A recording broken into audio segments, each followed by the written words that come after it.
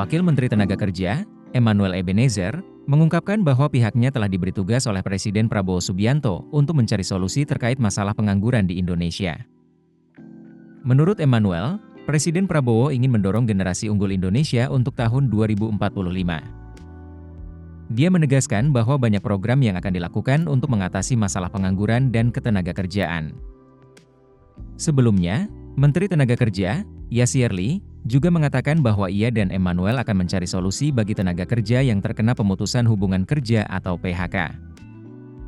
Yasir Lee mengungkapkan bahwa Presiden Prabowo telah meminta Kemenaker untuk mempertimbangkan transformasi digital dan hilirisasi saat mencari solusi untuk korban PHK. Badan Pusat Statistik melaporkan bahwa tingkat pengangguran di Indonesia pada tahun 2024 mengalami penurunan dibandingkan tahun 2023. Namun, berdasarkan data dari Dana Moneter Internasional, Indonesia memiliki persentase tingkat pengangguran tertinggi dibandingkan 6 negara yang tergabung dalam ASEAN. Dengan tantangan ini, Kemenaker diharapkan dapat segera menemukan solusi untuk mengatasi masalah pengangguran di Indonesia.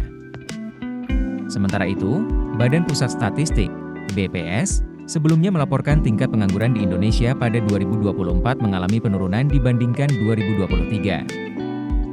Angka pengangguran mencapai 4,82% atau sebanyak 7.195.000 orang per Februari 2024. Jumlah tersebut turun 0,63% dari persentase penduduk pengangguran pada Februari 2023. Tahun 2023, ada 5,45% atau sebanyak 7.989.280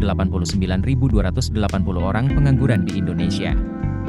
Sebaliknya, 95,55% atau 138.632.510 penduduk yang bekerja pada Februari 2023.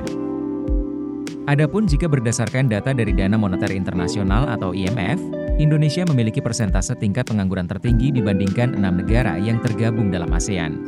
Berikut ini data tingkat pengangguran negara-negara ASEAN dengan mengecualikan Myanmar, Kamboja, dan Laos karena tidak ada data yang tersedia. Indonesia, 5,2%, 279,96 juta penduduk. Filipina, 5,1%, 114,16 juta penduduk. Malaysia, 3,5%, 33,46 juta penduduk. Vietnam, 2,1%, 100,77 juta penduduk. Singapura, 1,9%, 5,94 juta penduduk. Thailand, 1,1%, 70,27 juta penduduk.